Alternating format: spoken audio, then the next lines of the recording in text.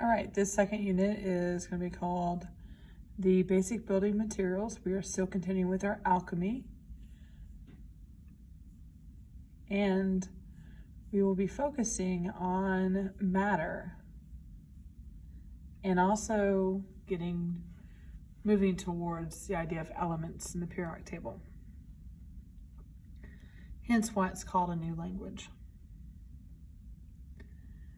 So the first thing I have you do is I ask you to name some elements. Some elements maybe you've had in contact with your life.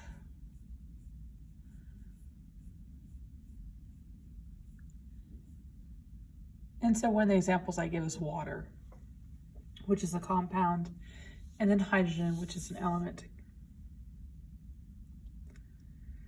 And so next I want you to draw what an element looks like. So I'm tossing that word out there, but if you had to draw it or you had to describe it, what would it look like?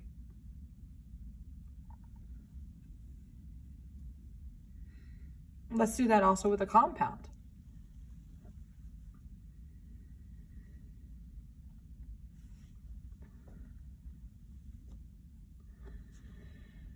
Elements are the building blocks of all matter. Chemical symbols for the elements consist of one or two letters. The first letter is always capitalized. Now, how do I figure out what the second letter is going to be? Well, that's already been set up for you, but there's an explanation to how we end up with H and He for helium, and HO for holmium, and HS for hassium. And it comes down to hydrogen was the first one that we identified, so it gets a letter to itself, H. Helium was the second one, and the E is most prevalent in the pronunciation of helium, and so it becomes HE. For holmium, HO is the most prominent in the pronunciation, and hassium is the S that you hear the most. Now, the elements in the periodic table, they come in all forms, solid, liquid, and gases. Some are metals, non-metals, and then we also have a group that are non-metals, and that's going to be our transition zone between metals and non-metals. Some are older. So if you look, you see mercury's Hg, and gold is Au, and silver is Ag. These are older elements, and so therefore their name is actually derived from a Latin or Greek basis.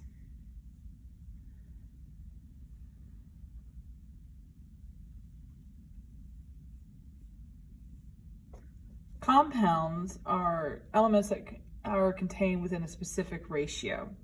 So water is always H2O. So every time it's made, it always has 2 hydrogens and 1 oxygen. Compounds can be very different in appearance and behavior from the elements that they're a compound of.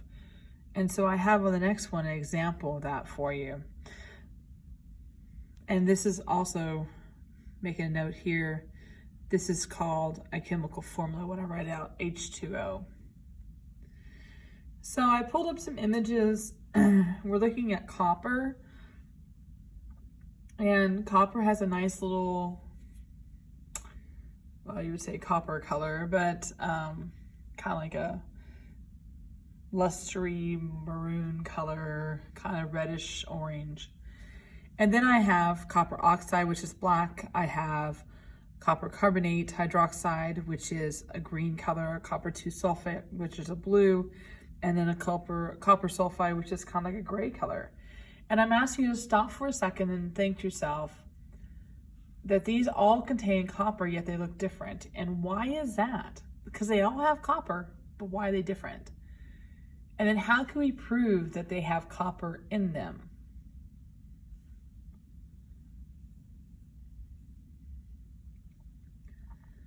So the big idea out of all this is that all matter is made up of elements or compounds or mixtures of these. And that is a huge idea.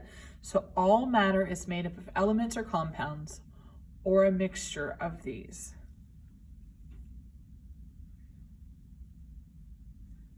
So I brought up that word mixture, and now I want you to draw or describe what a mixture looks like. And then there are some terms that go right along with mixtures. I have the term homogeneous, which I'd like you to draw or describe what you think it means. And heterogeneous. The same thing with that. What does that mean? And then draw and describe it. And then how does that differ from the previous word homogeneous? Because they look kind of similar, except for the front part is slightly different between the two words.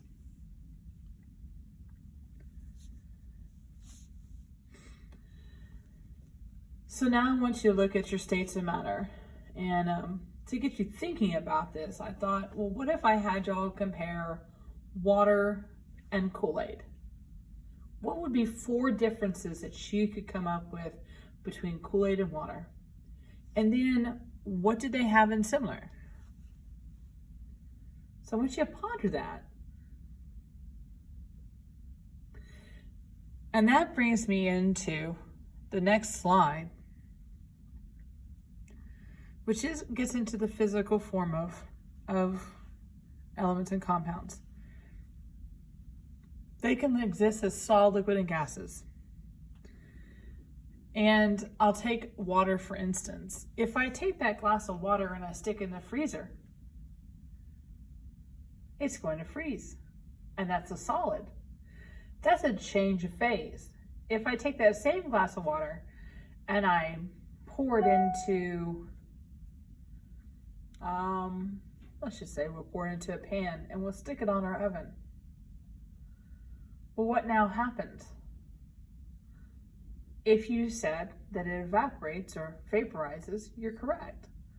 It gains enough energy that it goes up into the gaseous phase and it evaporates or vaporizes out of the pan.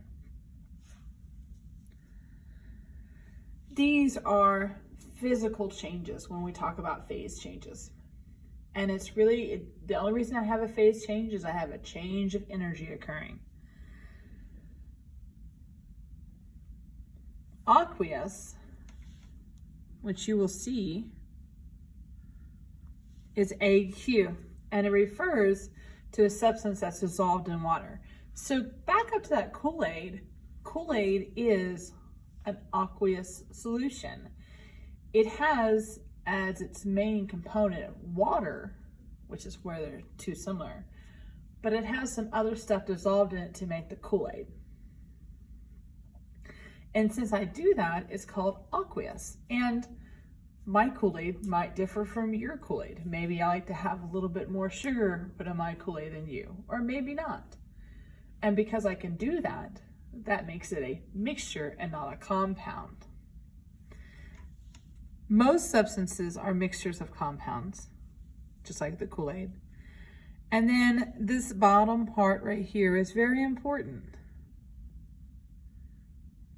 Mixtures are not combined in specific ratios, but compounds are. So a reminder about your states of matter. Solids are not compressible, they're fixed, they're rigid shape. They have a constant volume that can be determined either through direct measurements or through water displacement. And they have forces between the atoms that keep the atoms in their rigid shape. Liquids are not compressible. They're going to take the shape of a container. They have a constant volume and can measure easily with a graduated cylinder. And they have intermolecular forces that help keep its shape, but atoms can move more than solids. Intermolecular forces just means that I have forces between molecules. And so they have an attraction between them two. Gases are highly compressible. They fill the space. Volume can change because it's compressible. And particles can move freely, almost no forces acting upon the molecules. And we'll talk a little bit more about that in gas laws. But if you've ever worked with an old-fashioned bike pump and you've been pressing down on the piston to force air into your bike, that's what we're talking about being highly compressible. Your cars that you drive to school, they have pistons that we highly compress the gases in order to cause a reaction to get your car moving. So just some consumer connections, because I always like making those connections. Neon is a gas that's used in neon signs. The gas is colorless but glows a bright red when electric current is run through it. Neon gas is put into a glass tube that has been bent and shaped to create colorful signs. And so if you see neon signs with a different color red, there's a little bit more to that than it being a quote neon sign, because it's really not a neon sign at that point. And the last saying, jewelers can tell if diamond is real based on properties such as hardness, density, and how it bends light. Okay, till next time.